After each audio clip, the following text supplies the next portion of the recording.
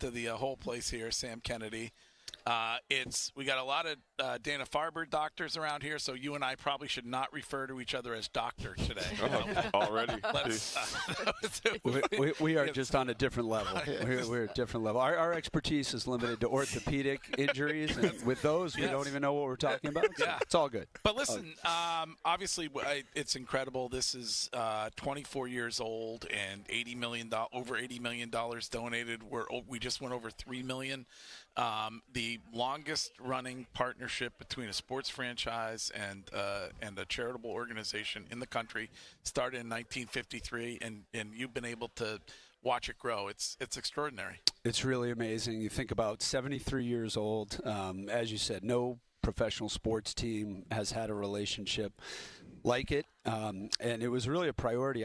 Speaking of old, you and I go back a long way, but 25 years ago when we came in, I remember the late, great Larry Lucchino, who was treated multiple times at Dana-Farber, stating very boldly that we were going to enhance the partnership with the Dana-Farber Cancer Institute and the Jimmy Fund, and that's exactly what Larry and John Henry and Tom Werner set out to do, and I'm glad they did. It's been remarkable, and we just got to keep this going. Thank you guys, everybody at WEEI and Nesson, for keeping this tradition. Thanks to all the volunteers back there and everyone who's donating. It really is a special 2 days.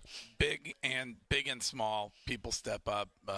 Rob and Karen Hale stepped up. They do so much for the community, and is there a Mount Rushmore for philanthropy in Boston? Because we should start with the Hale family. It's just unbelievable. And it's not just this. It's everything. It is everything. It's everything. You and I are on a board that Rob started, and Rob starts the meeting off and says, I'm going to start off with Karen and I are going to start off and donate $100 million.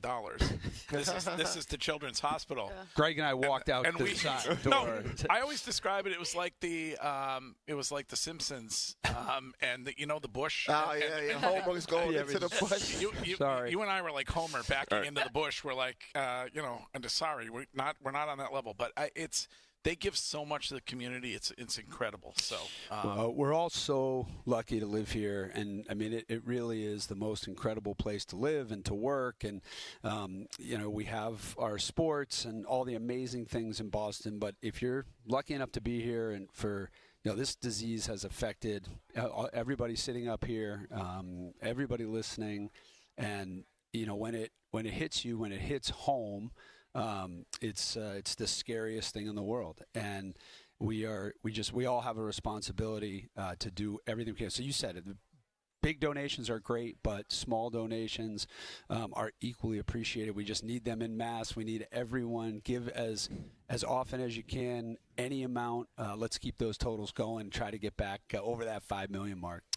Bats got going last night here, and that's what you need to make happen. I think we talked about this last time I was on. When you figure out this sport, you'll let us know. I mean, it's just night in and night out. You don't know what's going to happen. I've never been a part of a season like this.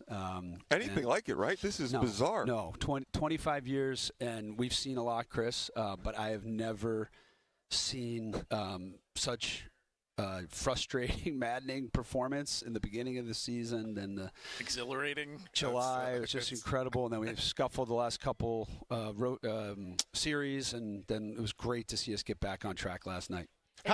Go ahead, Courtney. I was just going to say, it's such an awesome time for somebody to join the organization, too. Like, you look at Adley Rutschman, obviously the games weren't going your way when he first came to the team, but now you're turning things around. But for him to be on the Jimmy Fund last night, I was watching him on Nesson. It's such an important way to get into the organization. For a guy like that to be able to speak on how important the Jimmy Fund is for the Red Sox after being here for just a few weeks. You're absolutely right, Courtney. I was listening to or watching Andrew Monasterio with you guys yesterday, or at some point. It's all a blur. But to hear him talk about what these fans mean and what it's like to be in Boston and what the Dana-Farber means, and then driving home, I'm listening to Mickey Gasper talk about growing up here and how he was in tears standing out there for the national anthem after seeing patience and kids coming in. It's like, man, these guys, they get it. And they're new to the organization, but they really just immediately get what's going on here and what makes this place so special. So you're right. And Adley is going to be a great addition for us right now. We're glad to have him. How do you get – because I was at the game last night, and the fans were into it, and we're here every day, and fans get frustrated, the expectations. There's no patience because, baseball is just so up and down. You talked about how do you make sure as an organization, as an ownership, as players, like you guys don't get caught into that, like that being impatient because maybe a series or a stretch isn't going well for you and not hitting a panic button? Well, I'd say we're not that great at it.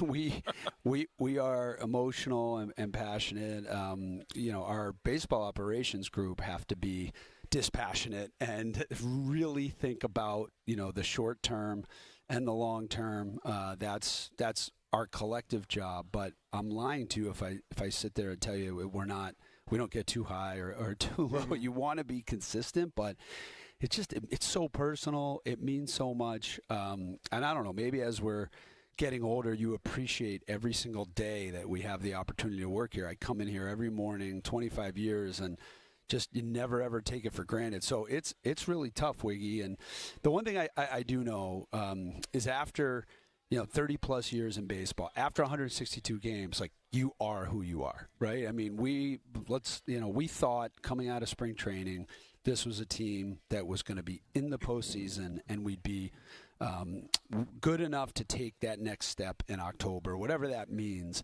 because the randomness of the postseason. We still believe that, but were we doubting, May and June? Yeah, I mean, it was brutal. Like, I haven't seen poor performance like that in a long time. Then all of a sudden, we turned things around. So it's just been it's been a great year, but it's also been very challenging. Isn't it nice now when you come in to work every morning, the driveline guys aren't around telling you what door is the most analytically feasible that you should go in? I tell you, if I see a driveline person today, that'd be the first time I see a driveline. But I know there's a lot's been made about driveline. I don't know where they have nothing to do with anything. I don't know where their offices are. Oh my goodness! Can I go? I want to go. Talk radio, driveline. I know it's so annoying. We have a job to do. I get it, but like let's talk about like good, facts. Clear. See, I sit here and go. God. I look and go, hey, there was an unbelievable turnaround on this baseball team. Is it Chad Tracy? Is it the fact that Kyle Boddy is not around as much? So it's interesting for us to just ask. Of course, no. I think what happens in professional sports is individual people get way too much blame and way too much credit for when things are going well. That's just true. I mean, but I get it. In the media, we have to point to certain things. The truth is, there's contributions coming from all across the organization. Like, look at our man Eli last night. Like, I mean, it's you pick a guy up at the deadline to come in and help out with defense and with speed on the bases, and comes up with a huge hit. Like, it's just contributions come from all over the place, and so I do think that we assign way too much blame and we give too much credit. So it's a bunch of factors. Look, starting pitching, a great bullpen, great defense. That's what this team was built around. And ultimately, if we're successful this year, it will be because of those factors, I think. And Sam, not to be too optimistic, which I usually am blamed for. No, I'm blamed for that. This, looking at it objectively, the way the team is built right now, that's how you want to play in the postseason. Great starting pitching, nails at the end of the bullpen, great arms that are ready, you get diverse guys coming out of the bullpen, some timely hitting, leadership with Contreras. We got Rutschman in now, who's got that catcher leadership that Tech used to bring. Hopefully, what do you think about the optimism that fans feel about a potential deep playoff run? Well, I think the optimism is expected, just given what happened, given the run we went on, and we sort of saw the potential of what this group can do together. But in my experience, the number one thing is pitching. I remember 2000. 15 and 16 when we brought in Dave Dombrowski, a Hall of Fame general manager who did an amazing job here. And his sort of first comment in our meetings was like, we have a very talented team. We have a great group of young players, but we need top of the rotation starters. We need lockdown starters to come in here and make that push into October. And Brez feels that way as well. Obviously, building out the pitching infrastructure, it's everything. And you said it, Chris. You get to the postseason, it's a different game. Guys only go a few innings, and so we need to have really, really deep depth in that bullpen and with our starters, and we need good health. Got to knock on wood. Speaking of health. Yeah. Last week you're on, talked about John Henry, that the family will not sell this team. You can also, what's going on with Liverpool? Did you guys just take an investment, or are you selling Liverpool? Yeah, we took on an investment that was consummated last week, which will help support the team. But as we've been screaming from the mountaintops for the last 16 years since we've been involved with different sports. Each individual team operates on their own, so no impact on the Red Sox. And I think I made it pretty clear about the Henry family and their commitment to Boston and the Red Sox, and I don't see that changing ever. Awesome. All right. You talked about pitching, you talked about defense, but the bats are starting to get hot right now, too. You look at Wilson Contreras. Just what has he meant for this team, not just on the field? He seems like a great leader in that clubhouse, too. Incredible, Courtney. To get at that 25th home run, big question in spring training was offense. Where is it going to come from? Him having a career year, getting that 25th home run was huge for him, but the leadership that he brings has been absolutely huge. Emotional player, plays with a lot of passion, and he loves playing at Fenway Park, and he loves these fans, and that's the kind of player you want in Boston.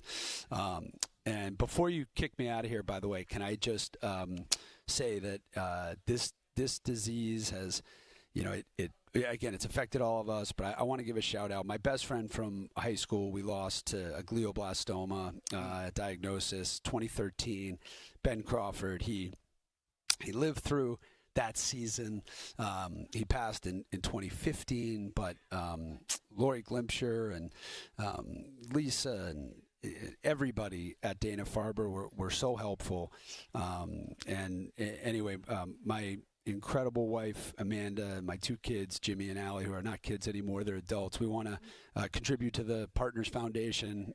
Very small, not like Mr. Hale, but Amanda and I want to make a $10,000 contribution. That's awesome. So I want to thank you guys. That's awesome. And Ben Crawford, I love you, bro. Thank you. And how great was Alex Cora writing a check for $20,000 this year? It's amazing. He's a part of the Red Sox family, and we're really grateful. Making change is really hard, but we're so grateful to Alex and the Cora family for stepping up as well. All right. Well, thanks, Greg. These are the best 2 days of the summer. Absolutely. Thank you guys for what you're doing. It's a grind, but we appreciate it. Let's keep those donations coming in. We really appreciate it. All right. Thanks, Sam. That's Sam Kennedy, president of Boston Red Sox.